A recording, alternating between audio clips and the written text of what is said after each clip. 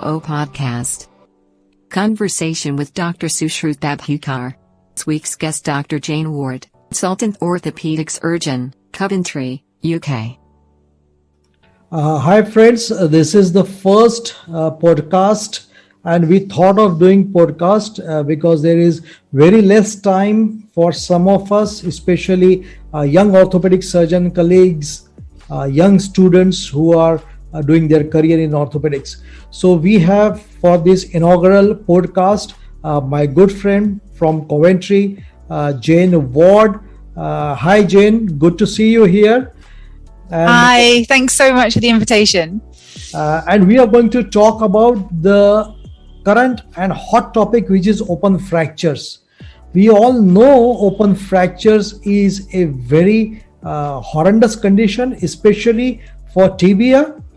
And tibia gets affected more than femur and tibia. Tibia almost contributes to 22%, followed by femur, which is 12%, and then radius, ulna, and humerus.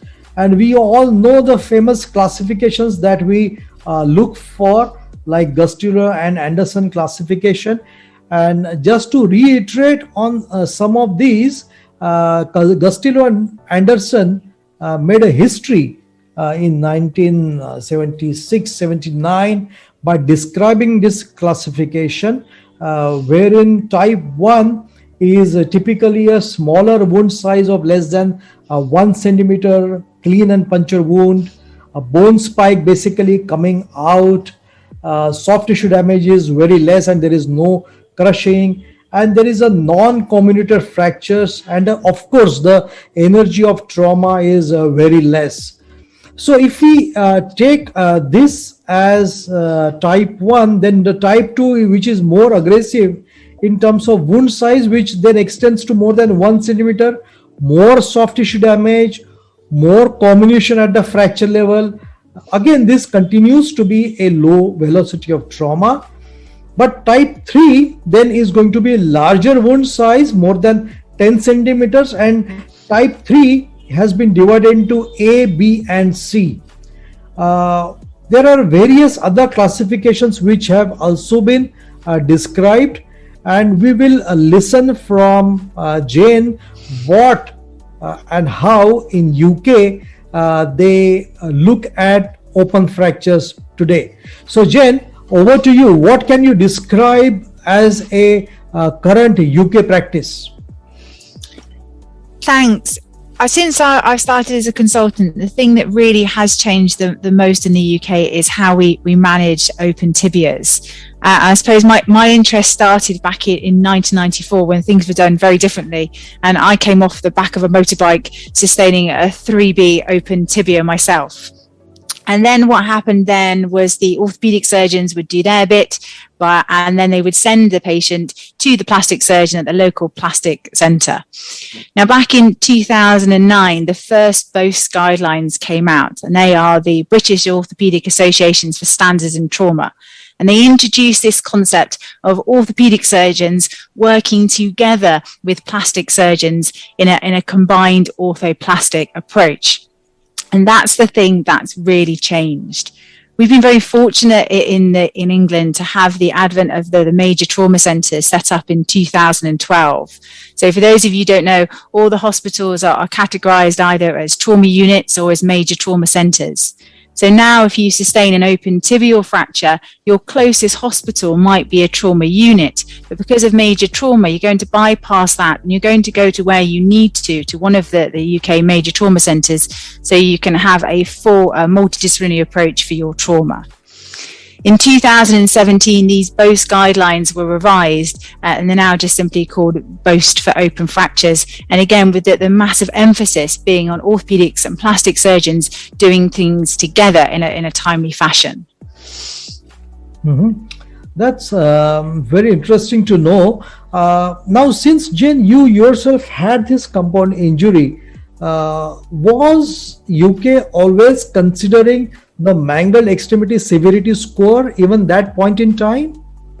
I mean, obviously, I wasn't a doctor when I had mine, but no, I don't think it was. There's different evidence and thinking, but it's certainly not something we use then, and it's not something that we use at all now in my practice. Okay, because if you see in India, at least theoretically, we tend to include manual extremity severity score.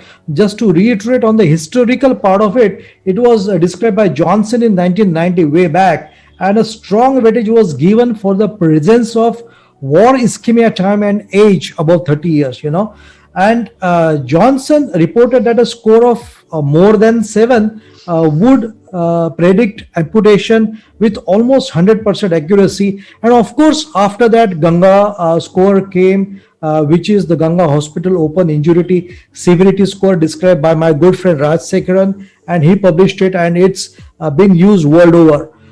So coming back to you, Jayne, what are the key messages from BOAST on open fractures? Can you elaborate on those, please?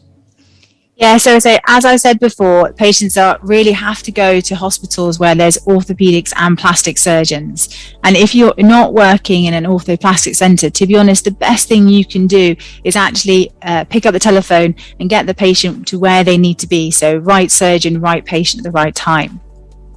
Antibiotics, as I'm sure where you work, early is a big priority. And quite often now our paramedic crews are giving antibiotics at the scene. Doesn't really matter what antibiotics are, they just need to be given intravenously, and they need to be given early. A really big improvement is the advent of scanning the patient to the toes. So they'll come into a major trauma centre, and a major trauma CT will usually stop at about mid-femur. And then it seems completely pointless then for the patient to go back to the scanner to scan them for their open tibia or for their pilon. So now their first CT scan is from head to toes. The big change has been about when we debride these wounds. Anything that is highly contaminated needs to go to theatre early, as does anything with obviously a compartment syndrome or a vascular injury. And contamination, we're really talking about it, is marine, agriculture and sewage. We're kind of lucky we don't see so much sewage. I imagine, Sushrut, is it very different for you? Yeah. I want to bring up this point of debridement or irrigation, Jayne, because it's so critical, so important to avoid the complications which might happen later on, infection being the deadliest. So what we prefer is supplementing systemic debridement by removing the foreign material and decreasing the bacterial load, by virtue of which. But now, at least in Asia Pacific world, we have moved away from using high pressure pulse lavage to simple normal saline, wherein the pressure is less than 50 psi units, and we have of course defined how much normal saline to be used or fluid to be used for irrigation. For example, type 1 is good enough with 3 liters, type 2 is typically good enough with 6 liters, and type 3 is 9 liters. My question to you is, do you in UK use anything specific for debridement as a solution, or you also agree with normal saline being used? No, we absolutely agree with normal saline being used, not under pressure. So we don't do anything in the emergency department. We may remove a piece of wood or something that's visible to the eye, but our debridement's done in theatre, and as you say, just with normal saline. We're probably not so fixated on how much we use. We're going to keep washing it until it's clean. But I agree that there are some wounds that will require, I would argue, way more than even 9 litres. You just wash and wash and wash. I totally agree. And surfactant, with which is a non-sterile soap, has same effectiveness, less tissue damage, less tissue burning, and it's more economical in long run also. Jayne, if something comes midnight, 12 midnight, are you as a senior person called to attend and debride, and would you take that debridement the same hour, or would you wait the next day morning? Or if at all you have to instruct your juniors to do it on behalf of you, what would you instruct them as? Yeah, that's a great question. So one, they're going to call me no matter what, because that's our practice. With a significant injury, the consultant would always be involved. I will never, ever, ever ask a junior to debride a wound on my behalf. It's actually the most critical, as you said, step, and the hardest bit to do. So that wouldn't be my practice at all. If I say it's highly contaminated or marine, all the marine open fractures or water open fractures I've ever been involved with have actually all had a bad outcome, whether it's to do with the marine getting everywhere, whether it's to do with the different type of bugs they produce. So I would take those in the middle of the night. But anything else, even if it's a 3B, highly comminuted, big mechanism of injury, it is much better to do a debridement in daylight hours when you've got your plastic surgeon. So it's not just orthoplastics for your definitive fixation, it's actually orthoplastics for the debridement, because still to this day, the debriding is the hardest part of managing open fractures. Totally agree, Jayne. And that brings us to a very important message of today's podcast, which is timing of debridement and irrigation. Most guidelines recommend debridement within 6 hours. If clean, of course, we can close the wound primarily, but serial debridement may be necessary every 24 to 48 hours if debridement is delayed until the wound viability is ensured. If clean, of course, 2-3 days delayed and then primary closure. Later, you can consider your orthoplastic approach as you suggested. Jayne, can you tell us the evidence behind definitive orthoplastic approach, as you are pushing that approach very much? Yeah, so we looked at all the open tibias looked in Bristol. So it's in a paper from Injury in 2015, Matthews. There's a single stage orthoplastic reconstruction of GNA3 open tibial fractures greatly reduces infection rates, which is the title. So essentially, even those where they had their nail 24 hours before they had their plastic procedure, they still did worse, even if it was only a day later when they had their soft tissue reconstruction, than if you did your orthopedic definitive procedure and your plastics definitive procedure together. Just going back to when do you do that? So the both guidelines are that you should try and do it within 72 hours.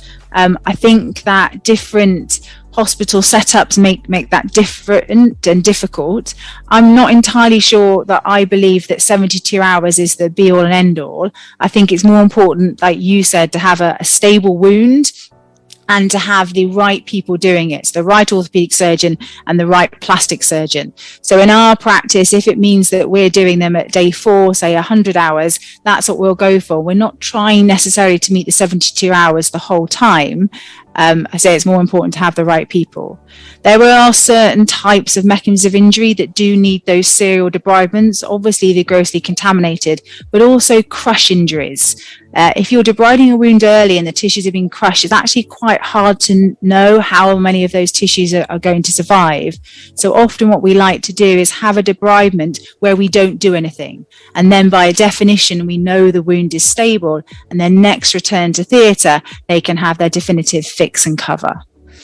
Perfect. So before we go on the intricacies of further management, typically if I have to ask you, Jayne, what does an average patient journey look like with an open tibial fracture at your center or in UK general? Yeah, so most MTCs work in the same type of way, and the differences may be in terms of the fix, whether you prefer an internal or an external fixation. But on the whole, the patient's first of all now going to present to a major trauma centre and bypass the trauma units. As I said, the crews are going to give IV antibiotics really early. When the patient comes in, actually they're referred to both specialties. It's not like A&E refer to ortho and then ortho have to phone plastics. We'll both be there together, and we're going to find a way of taking photos to put them into the patient records. We give coamoxiclav or augmentin straight away, but there's local policies are there for antibiotics. So they'll then get debrided in daylight hours. Most of the major trauma networks have a 3 sessions. So that's an 8 a.m. to 8 p.m. trauma list. Mm-hmm. So if a 3B and a young person is coming in daylight hours, they're going to go to theatre that day within 12 hours. But if they come in like you described at night, but because we need the right people there at debridement, they're not going in the middle of the night. When they have their first debridement, we give them some gentamicin to go with their IV coamoxiclav, and then we perform our temporary stabilization and our temporary dressing. Now, the temporary dressing we tend to use is a vacuum dressing, which pretty much goes against the Wolf trial, which was obviously wound of open lower limb fractures with Costa, who looked at simple dressings versus vac dressings and proved there was no difference. So we don't go with the evidence for that. And I think the reason is it's much nicer for the patients to have this vacuum assisted dressing on their leg. It keeps everything tidy. The nursing staff like it. So we will continue to use that. Patient will continue on IV augmentin until we do our definitive orthopedic and definitive plastic, which is we try and do with 72 hours, but we don't mind if it goes on a bit later. We always try and do it within 2 weeks. After 2 weeks, being able to do a free tissue transfer is actually very difficult for the plastic surgeons. At their definitive fixation and definitive coverage, we give them some gentamicin and also some ticaplanin, and that's just in case they've picked up any flucloxacillin resistant Staph aureus while they've been in the UK hospital. And then this is the thing that may well be different to your practice, is as soon as that wound is closed by whatever means, primary closure or a free tissue transfer, all antibiotics are stopped. Okay, that's interesting. I'm going to reiterate your point of significance of antibiotics and infection, especially in open fractures, because we know from the literature that almost 25 to 75% of open fractures are contaminated with bacteria, and almost 15% get complicated with infections in the absence of antibiotic prophylaxis. My question to you is, Jayne, do you at any point in time, pre-debridement or post-debridement, consider wound culture? No. No, that's a great answer. How extensive is your debridement? How many times would you go in, and what's your end point to decide end of debridement now? I completely agree that obviously infection is the worst thing and all the wounds are contaminated. I mean, we strongly believe that actually it's the debridement and the washing that actually, prevents infection, not necessarily the intravenous antibiotics. I find debriding unbelievably hard. When you're met with a wound that is catastrophic and is going to have a free tissue transfer, in a way that's slightly easier to debride than your tiny punctures. We originally looked at R3As, and R3A open tibias had worse outcomes than R3Bs. And that's probably because they were 3Bs, it's just they were under debrided in the first place.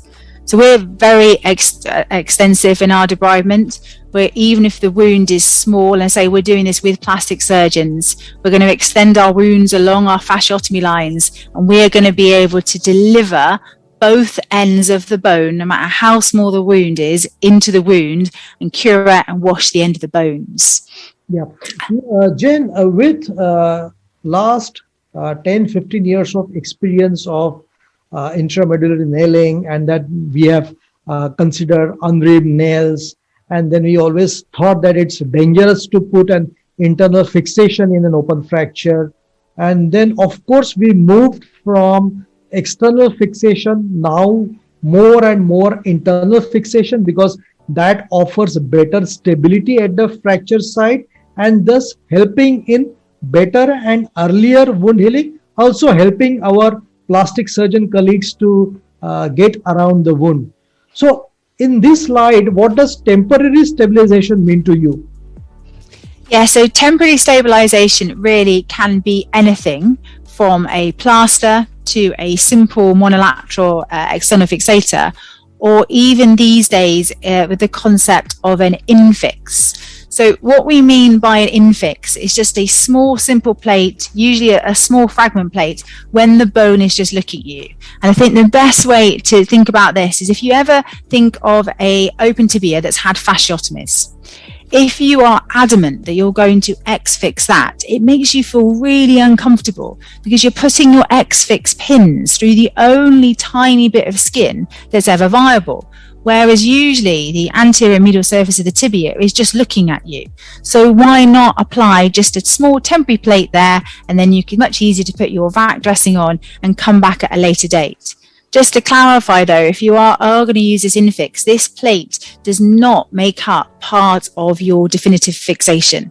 So when you do your definitive fixation, your coverage, that plate is come off, it's thrown in the bin, and then the tibia is re-washed and re-corrected again. But it can be quite an elegant way without causing harm if you think your X-fix is going to damage some skin. So, Jayne, are you shying away from masculine to be used primarily in segmental bone defects nowadays? Oh, that's a really good question. And that's probably, although I said most of the MTCs have the same way of thinking, what to do with bone loss is absolutely what divides all the surgeons in England. And there's very, very different thoughts, probably depending on whether you're a big fan of masculae, of course, whether you're a big frame center and you're going to go for bone transport. One thing that's causing, I say, a huge amount of controversy at the moment is the retention of devitalized bone. Yes. And I say this is really come from a paper from Mike Kelly and Al Harani out of Bristol in the BJJ in 2019. So they've coined this phrase, this orthoplastic reconstruction of type 3B fractures retaining debrided, devitalized cortical bone segments. It's the Bristol experience. Mm-hmm. So at first it sounds horrendous because for years we've been told, haven't we, that what we must do is if the bone is loose in open fracture, we must tug it, and if it's loose, it's must go in the bin.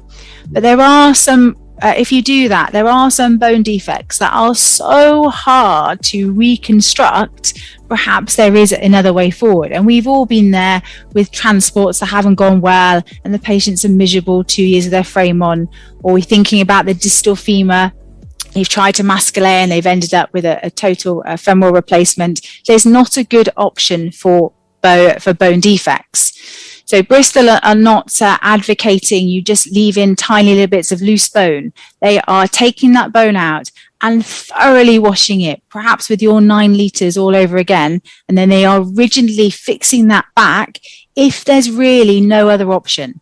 And if that bone is vital to the stability of the fracture.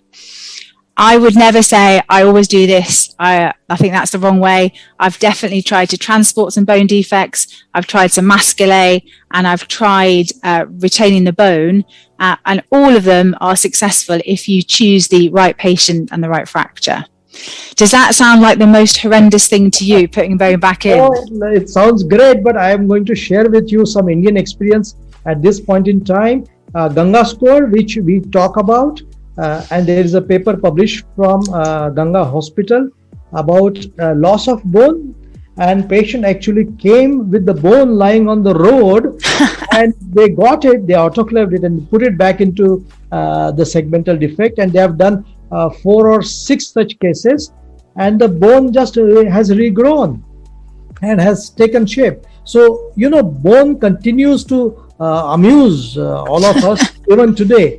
That brings me a question to you, Jayne, is what's your preference once all this is done? What is your preference for definitive management?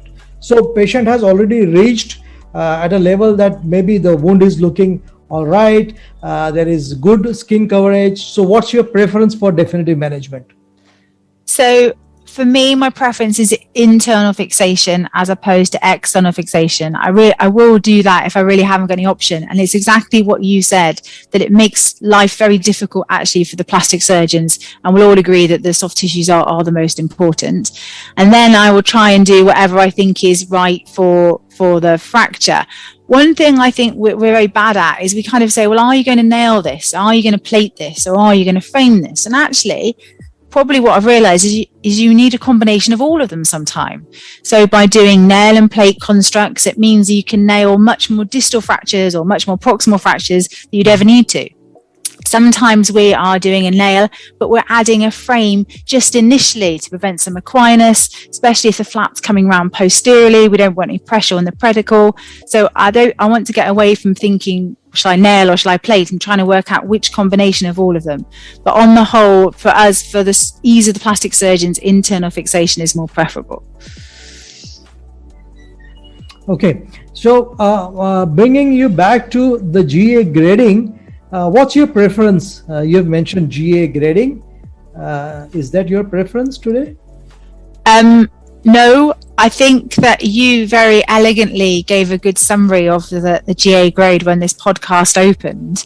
And to be honest, I think you're the only person that I've ever heard who can say it perfectly without sort of saying, oh, what's the difference between a 2 and a 3A? It's really confusing. Every time you read the paper or you look on the AA website, there's just slight subtleties. So we found it difficult to use.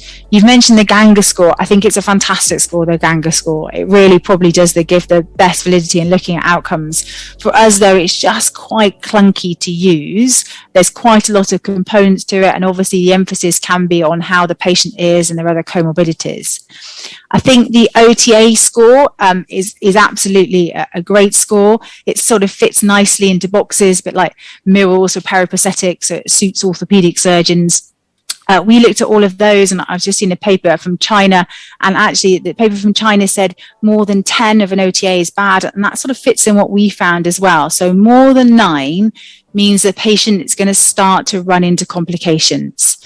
So a bad outcome for us doesn't mean amputation. Some patients want an amputation. An amputation is not a failure. What we're talking about is return to theatre or complications or a non-smooth patient journey. And an OTA of greater than 9 means that they may roll into more complications.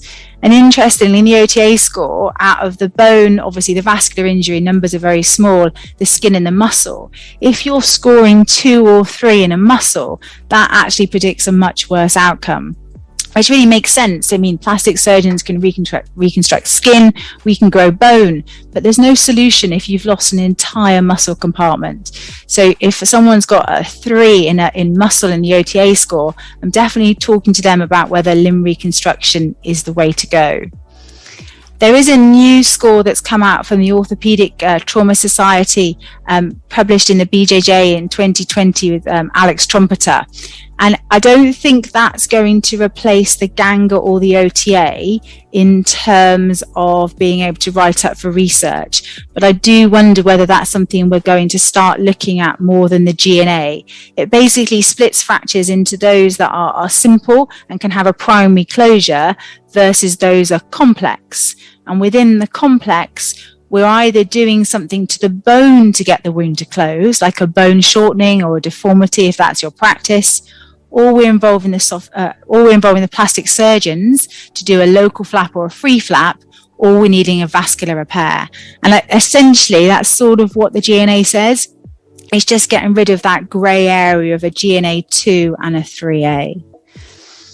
So how do you tell your patient on day 1 with, let's say, grade 3 open tibia, badly contaminated, what outcome the patient should be expecting, Of course, as surgeons, we know there is no end point to it, but how do you tell patients and patients' relatives what they should be expecting out of this huge injury? Yeah, that's a great question. And I think it's something we do really badly, actually, because they're difficult conversations to have with patients. I think the most important thing is they do understand it's a bad injury, because they might not. They'll look down at their leg, it may be in a cast, they've got the VAC dressing on, and they will think they've just broken their leg. They may know someone who's twisted their ankle playing football, and they think it's just going to be like that. So I tell them it's really serious. I tell them that it's probably 2 years worth of your life really to get back to an acceptable function, that no matter what we do, the leg is not going to be the same.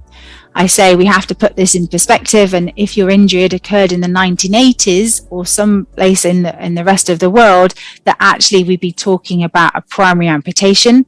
And our goal is to stop infection and to give them a leg that they can walk on. Jayne, very honest question, and I want a very honest answer on this. A mangled tibia, completely devascularized, but usually patients want their limb to be there. You and I know that whatever we do, whatever way we fix it, debride it, plastic surgery procedure is being carried out, that guy is going to land up with multiple surgeries, multiple sinuses, foul smelling extremity, and we are better off day one to do balloon amputation. It might put patient back to work immediately, but it's very difficult task to convince the patient about it.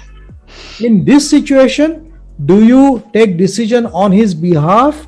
Because there is no way we can tell the patient and the patient will accept it. That's the situation. How do you deal with this situation? Yeah, no, I wouldn't go against what the patient wants. I mean, in the UK, we're kind of lucky. It's the NHS, isn't it? So the patient, I suppose, in their mind is going to get all their treatment for free. I think that what you want is you want a good outcome. So if it ends up in an amputation and the patient wants to go down a limb recon route to start with, that's fine from our point of view. And I'll tell you a story in a minute about a gunshot. I think they should have an amputation when they come to realize that the leg is not useful to them. And it's not necessarily for us and I to say. We probably want our legs to be able to, play football with our children and run to theatre. Now, they actually might be quite happy with a leg that they can stand up to have a pee on, even if it does mean it's got a bit of foul smelling discharge. So it's not for us just because it's not a leg we want. So we will carry on down a limb recon view until the patient says, actually, do you know what, doc, I've had enough, because you never know. So a couple of years ago, there was a Shatska 6 3C plateau gentleman who was shot at point blank range. So his amputation, his soft tissues aren't good enough even for a through knee, so he's above knee, and the patient is absolutely adamant. We were like, there's no way it's going to work. So he had shunted, he had soft tissue coverage, he's had a mascule, he's had ultimate plating, he was stuck in Aquinas. My foot and ankle colleague had now fused him. Last week, he was listed to have his other leg shortened because he's doing absolutely fine. So you just generally don't know. So I would take a leg off, either if the leg is, as an emergency, if the leg obviously is killing them because they're septic or rhabdomyolysis, that's a different. But if it's not killing them, we take a leg off when the patient is on board with a decision. And that may be straight away, but it may be much later on down their journey. Yeah, great answer, Jayne. So my last question to you, Jayne, is how do you see things improving in front of, on the front of open fractures in general and open fractures concerning tibia especially? I think we need to we're very good now, all the surgical side of things. Plastic surgeons are amazing. The operations we can do, the amount of kit and orthopedics that we can do is great. But we put all this money into the surgery, and certainly in the UK, very little is done afterwards. So most of the patients we see, they're going to be manual workers. I don't think any of them go back to the same level of employment, and there isn't really the help for them financially. Psychologically, this is a massive injury to get through. Rehabilitation wise, I think one of the worst complications and we neglect is definitely Aquinas. If you can't get your foot flat and you walk on it, there's no point having some fancy ALT and nail. So I would like to see, sort of more help towards the socioeconomic and psychological side of having an injury like this. Mm-hmm. Yeah, great. Thanks, Jayne. That brings us to the end of this podcast. And thank you very much for joining. So this was Jayne Ward from Coventry, who talked to us about open fractures of tibia. Thank you very much. Till we meet next again. Take care and goodbye.